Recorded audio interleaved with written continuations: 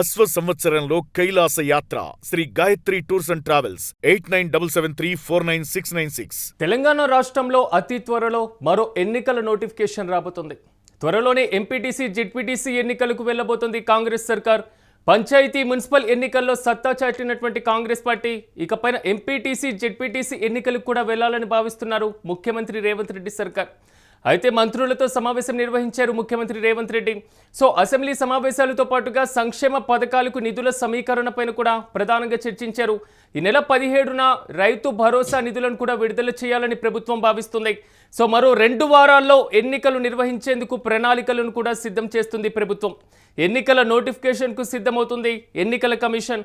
రాష్ట్రంలో MPTC ZPTC ఎన్నికలను పూర్తి స్థాయిలో కంప్లీట్ చేయాలనేది మాత్రం ముఖ్యమంత్రి రేవంత్ రెడ్డి భావిస్తున్నట్లుగా తెలుస్తుంది. ఇక ఇదే అంశానికి సంబంధించి మరింత సమాచారం మా ప్రతినిధి కిరణ్ అందిస్తారు. కిరణ్, చెప్పండి, ఇప్పటికే ఉప ఎన్నికల్లో గెలుపు, సర్పంచ్ ఎన్నికల్లో గెలుపు, తాజాగా జూబ్లీ హిల్స్లో గెలుపు, మున్సిపల్ ఎన్నికల్లో గెలుపు, ఇదే జోష్లో ప్రభుత్వం పూర్తి స్థాయిలో ఎంపీటీసీ జెడ్పీటీసీ ఎన్నికలకు కూడా వెళ్లాలని భావిస్తుంది. దానికి సంబంధించినటువంటి అప్డేట్స్ ఏంటి? ఎప్పటి వరకు నోటిఫికేషన్ వచ్చేటువంటి ఛాన్సెస్ కనబడుతున్నాయి? సిరాజ్, వరుసగా ఎన్నికలకు సిద్ధమవుతుంది తెలంగాణ సర్కార్. ఇప్పటికే పంచాయతీ ఎన్నికల్లో ఘన విజయం, ఇటు మున్సిపాలిటీల్లో దాదాపు 64 మున్సిపాలిటీల్లో కాంగ్రెస్ పార్టీ విజయం సాధించింది. ఇదే ఊపులు రాబోయే ఎంపీటీసీ జెడ్పీటీసీ ఎన్నికలకు కూడా సర్కార్ గ్రీన్ సిగ్నల్ ఇచ్చేలా ప్రణాళికలు సిద్ధం చేస్తుంది. రాబోయే 2 వారాల్లో కూడా ఎన్నికలకు ప్రణాళిక సిద్ధం చేయాలని ఇప్పటికే సీఎం రేవంత్ రెడ్డి అధికారులను ఆదేశించారు.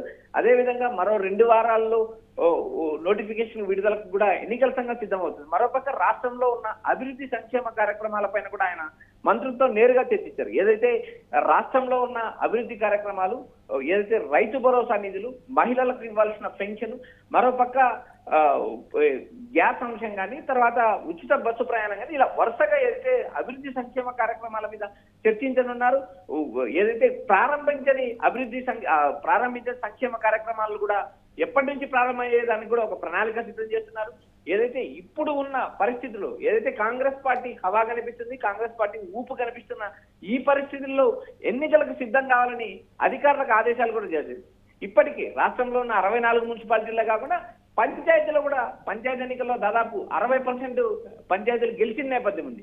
ఏదైతే ప్రభుత్వ వ్యతిరేకత ఇప్పటికే మొదలైనప్పటికీ కూడా ఏదైతే అధికారంలో ఉన్న పార్టీ వైపు ప్రజలు మొగ్గు చూపడం సర్వసాధారణం. ఎందుకంటే అభివృద్ధి ఏదైతే ఉన్న 3 సంవత్సరాల్లో అధికార పార్టీకి సంబంధించిన అభ్యర్థులు గెలిపిస్తే ఎంతో కొంత అభివృద్ధి జరుగుతుందని ప్రజలు భావించడం సర్వసాధారణం. అదేవిధంగా ప్రతిపక్ష బీఆర్ఎస్ పార్టీ కూడా గట్టిగా పోరాడింది.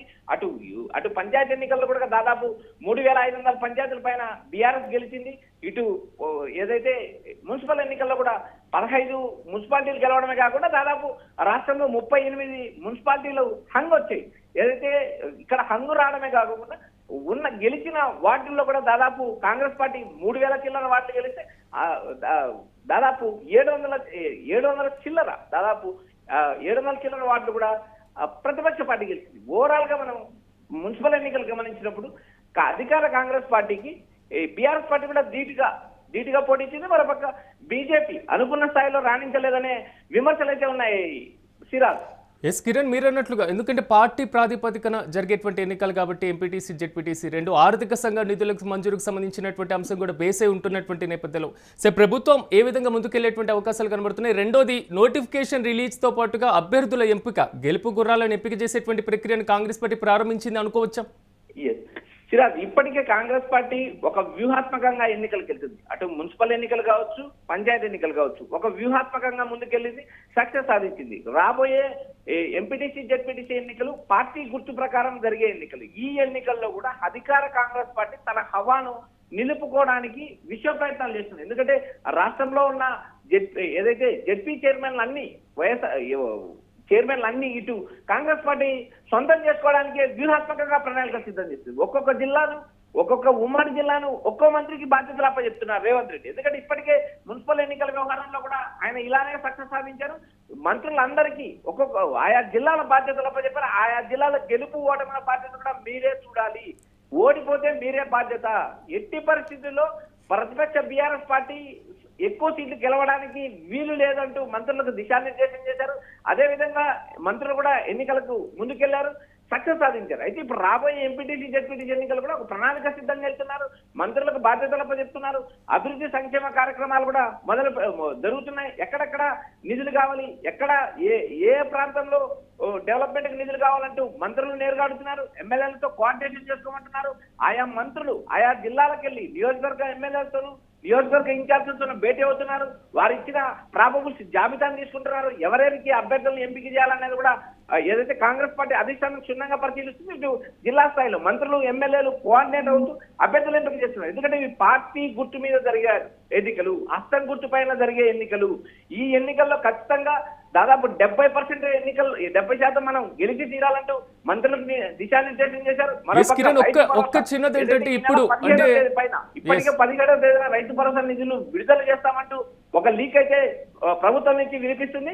అయితే 17 పైన స్థానిక ఎన్నికల నోటిఫికేషన్ ముందే రైతు భరోసా నిధులు విడుదల చేయాల్సి ఉంటుంది. మరోపక్క యాసంగికి సంబంధించిన రైతు భరోసా నిధులు కూడా విడుదల చేయనున్నారు. వరుసగా ఇటు అభివృద్ధి అటు సంక్షేమం రెండింటి మీద దృష్టి పెట్టడమే కాకుండా వచ్చే ఎన్నికల్లో ఒక ప్రణాళికాబద్ధంగా దాదాపు 70% సీట్లు సాధించాలంటూ 70% మున్సిపల్ 70% జిల్లా పరిషత్ చైర్మన్లు కైవసం చేసుకోవాలంటూ రేవంత్ ఇప్పటికే ఒక వ్యూహాత్మకంగా ముందుకెళ్తున్నారు. మంత్రులతో కోఆర్డినేట్ అవుతున్నారు. నిరంతరం సమీక్ష సమావేశాలు నిర్వహిస్తున్నారు. మున్సిపల్ ఎన్నికల్లో ఏదైతే విజయం సాధించామో రాబోయే జీహెచ్ఎంసీ ఎన్నికలు, రాబోయే ఎంపీటీసీ జెడ్పీటీసీ ఎన్నికల్లో కూడా ఘన విజయం సాధించడానికి ఒక వ్యూహాత్మకంగా రేవంత్ రెడ్డితో పాటు మంత్రులుగా ముందుకెళ్తున్నారు. ఇటు అభివృద్ధి అటు సంక్షేమమే కాకుండా ప్రతిపక్ష పార్టీలు ఏదైతే ప్రతిపక్ష బీఆర్ఎస్ ను ఇటు బీజేపీని రెండు పార్టీలను ఏకకాలంలో ఎదుర్కోవడానికి కూడా ఒక పక్కా ప్రణాళిక సిద్ధం చేశారని ఒక ప్రచారం అయితే నడుస్తుంది. Chirag. Right Kiran, thank you. మొత్తం మీద తెలంగాణ రాష్ట్రంలో మరో ఎన్నికల నోటిఫికేషన్ రాబోతుంది. త్వరలోనే ఎంపీటీసీ జెడ్పీటీసీ ఎన్నికలను నిర్వహించేందుకు కాంగ్రెస్ ప్రభుత్వం ప్రయత్నాలు మొదలుపెట్టింది. ఈ నేపథ్యంలో పంచాయతీ మున్సిపల్ ఎన్నికల్లో ఇప్పటికే సత్తా చాటినటువంటి Congress party next MPTC ZPTC ఎన్నికలకు వెళ్లాలని భావిస్తుంది. ఈ నేపథ్యంలో మంత్రులతో ముఖ్యమంత్రి రేవంత్ రెడ్డి సమావేశం నిర్వహించారు. ప్రధానంగా అసెంబ్లీ సమావేశాలతో పాటుగా సంక్షేమ పథకాలకు సంబంధించిన నిధుల సమీకరణపైన ప్రధానంగా చర్చించినట్లుగా తెలుస్తుంది. అయితే ఈ నెల 17 పైన రైతు భరోసా నిధులను కూడా రాష్ట్ర ప్రభుత్వం విడుదల చేయబోతుంది.